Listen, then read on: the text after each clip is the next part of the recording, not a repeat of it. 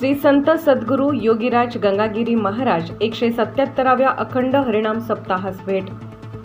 महाराष्ट्रातील संतांचे आध्यात्मिक अधिष्ठान महत्त्वाचे असून वारकरी संप्रदायाची ताकद देखील मोठी आहे। या परंपरेतून समाज प्रबोधनाचे काम भजन, कीर्तन आणि हरिनाम सप्ताहाच्या माध्यमातून सतत चालू आहे।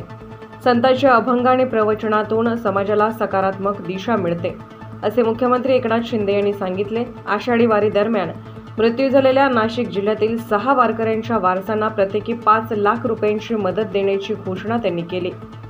मुख्यमंत्री शिंदे यांनी सिन्नर तालुक्यातील पंचाळे येथे श्री संत सद्गुरू योगीराज गंगागिरी महाराजांच्या 177व्या अखंड हरिनाम सप्ताहास भेट दिली।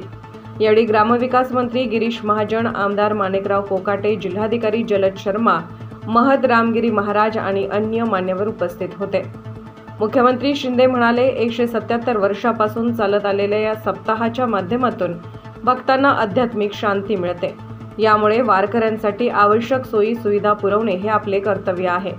याशिवाय पंढरपूर वारीसाठी शासनाने विविध सुविधा पुरवल्या आहेत। शासनाच्या विविध योजनांचा उल्लेख करताना मुख्यमंत्री शिंदे म्हणाले की मुख्यमंत्री तीर्थदर्शन योजना आणि विठ्ठल रखुमाई वारकरी विमाछत्र योजना वारकऱ्यांसाठी उपयुक्त आहेत।